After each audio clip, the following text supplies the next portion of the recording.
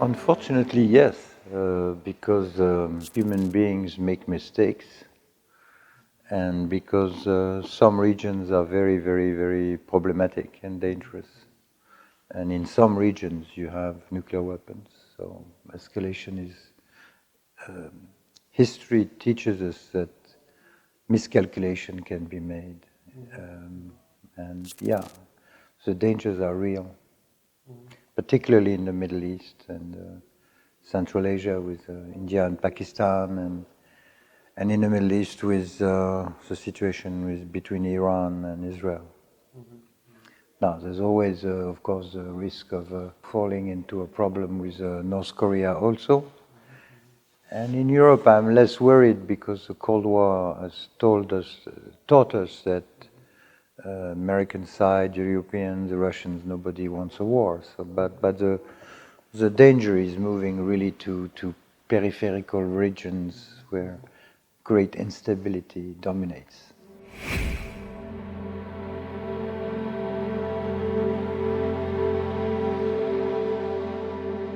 Well, it's a very intriguing question which I raised during this meeting here. I am struck by the fact that climate change, Greta Thunberg, all the noise about the end of the world through pollution and the rise of the seas and global warming. People are, especially young people, are very concerned about it throughout the planet for good reasons, because there's been an exponential growth of world population. We're now 7 billion people and probably going to be 10 billion in 30 years' time. So this creates a huge pressure on the environment. We destroy everything. We destroy the forests, the seas. It's horrible. As for our children, it's going to be catastrophic. The awareness of the risk of destroying everything immediately has disappeared.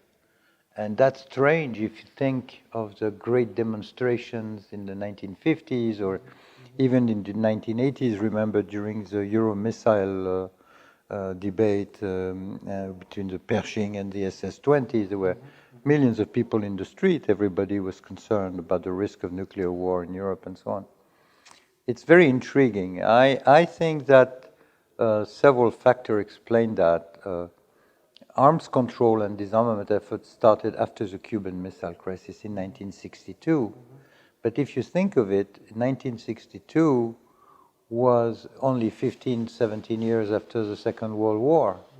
And the people who were in charge at the time, remember, Kennedy was a captain during the Second World War. He fought the Second World War. The Russian leadership, they had been in the war also. So and everybody had in mind Hiroshima and Nagasaki and the first nuclear race. So there was an element of fear, and people remembered the catastrophic Second World War, killed dozens of millions of people. It's an enormous slaughter.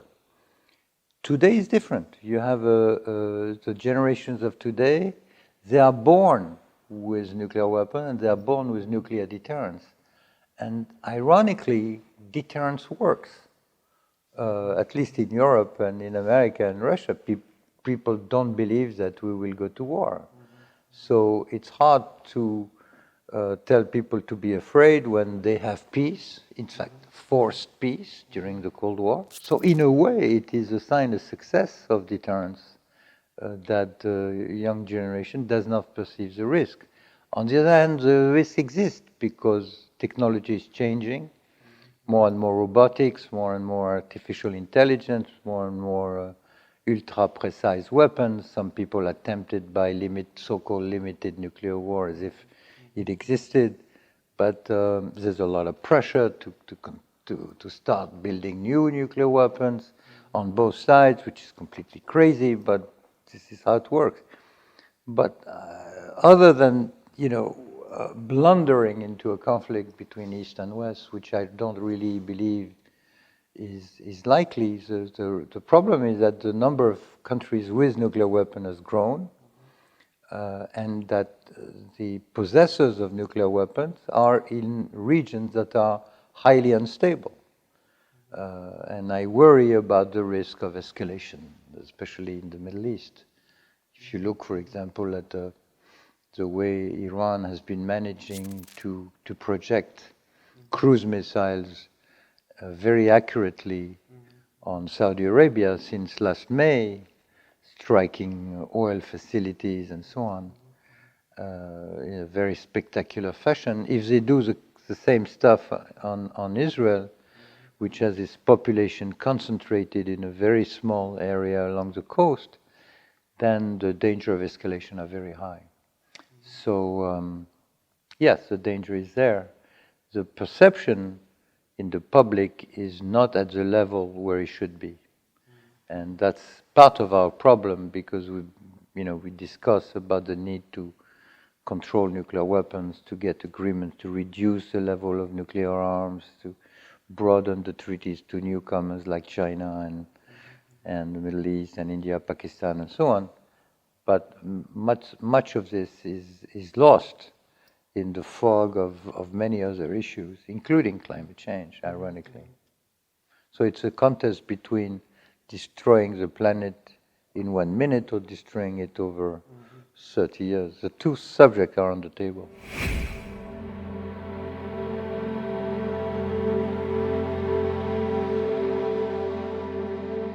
First and foremost, what is needed is to reconstruct the arms control regime, which is a system of legal limitations on the number of weapons, the quality of weapons.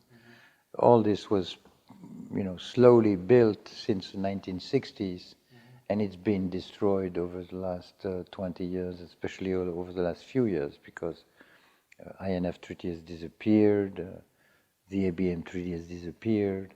So it's very important to try and salvage the START Treaty between America and Russia.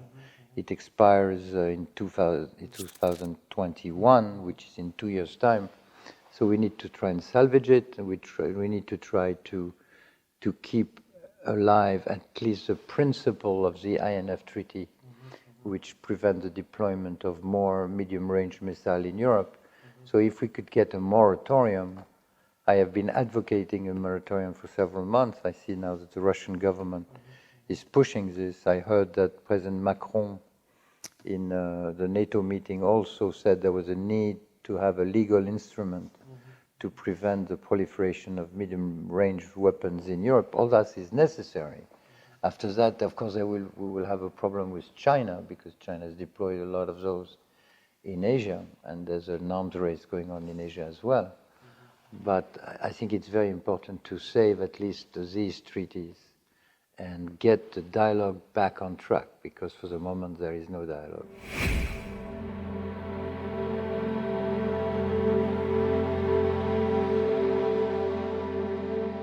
I think the Chinese don't want to be part of this at all. I think the only way out is to sort of regionalize the problem. If you try to, as some of the Americans say, that you have to have a global INF treaty worldwide, I think by doing this, you have the surest way of not having nothing. We have an agreement in Europe. Let's try to keep it alive. And then if there is a need to do it also in Asia, let's try to get a deal in Asia with the parties involved, the Americans, the Russians, the Chinese, the Japanese, but that's a different ballgame. We had something in Europe. It's been sacrificed in the name of having a larger potential treaty, but unfortunately the Chinese don't want to be part of it, because they don't want to be, to have first of all, they're very secretive about the nuclear program. We don't know nothing about what they have. They don't declare anything. And they're not used to sharing this information. But the second thing is that of course, they start for a lower level, and they don't want a treaty that would sort of legalize their nuclear inferiority vis-à-vis the Americans and the Russians. So they will be resisting this. That's why I'm saying it's probably better to regionalize this issue.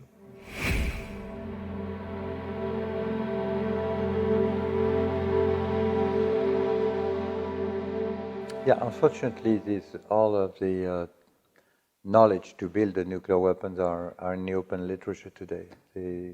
Much of the information is was published on the internet, so those who are interested, they have this information. It's not easy to get the material together and to get the engineers to put this, but it's not impossible. And it's not impossible to have states giving this technology to subnational group and in order to create havoc. So the danger is potentially very much there.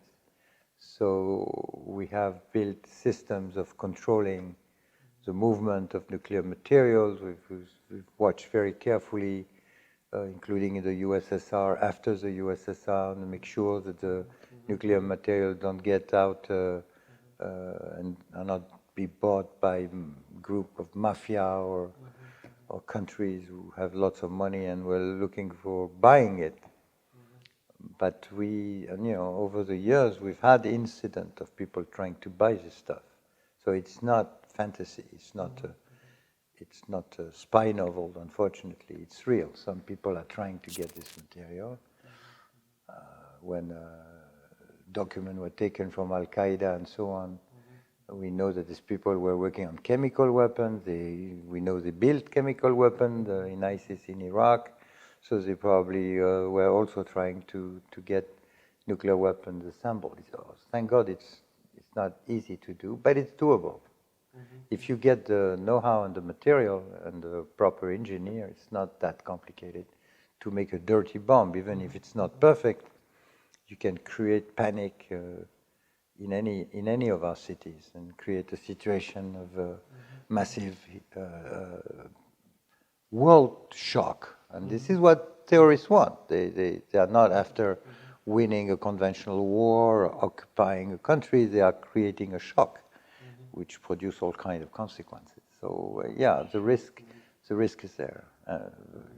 Either a bomb itself or what they call a dirty bomb, or using radioactive sources, or using chemicals or bioweapons. All that can be done. Yeah.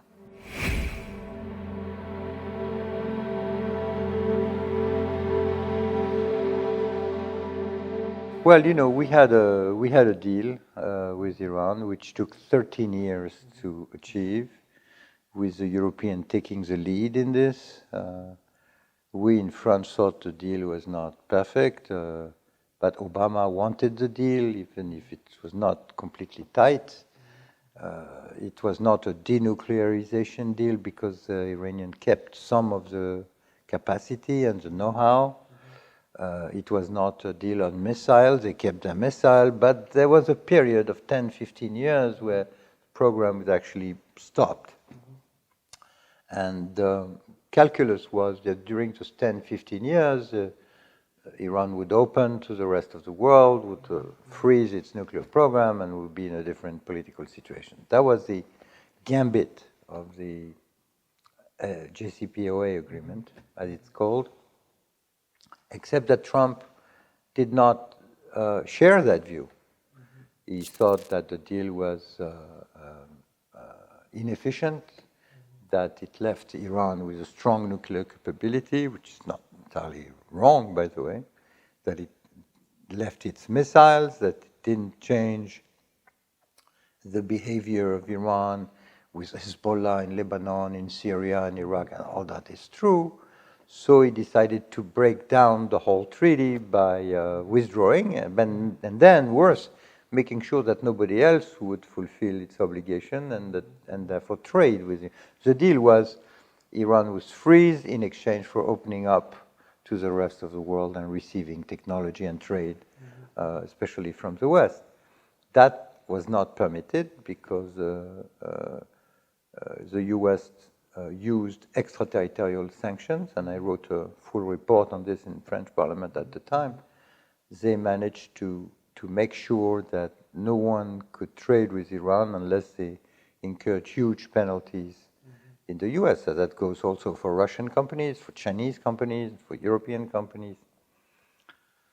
And the result of it is that the treaty is essentially stopped, stalled, dead in the water. And as a result, the Iranians are breaking their commitments and resuming enrichment of uranium, but they are also, as a result of the oil blockade on Iran exports, they are also beginning to be very aggressive vis-à-vis the vicinity and started attacking, without saying it, but we all know that it's Iran, attacking tankers, the Strait of Hormuz, and then attacking directly Saudi Arabia. So it's a very explosive situation, which reminds me of, and I've written that, of what happened in 1941. Most people have forgotten this, but on 26th of July 1941, the US put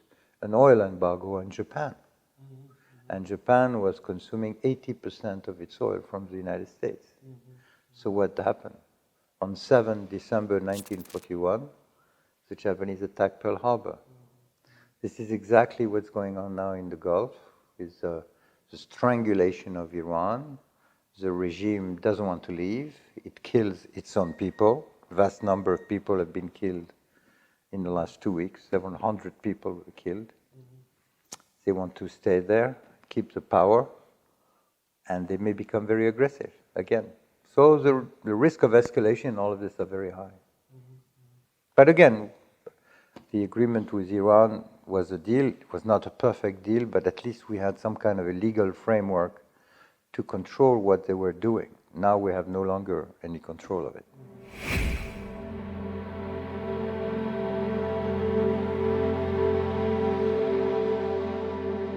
It very much increases instability because space and also cyber weapons can blind or fiddle with command and control structures. You can attack other satellites, but you can also paralyze communication.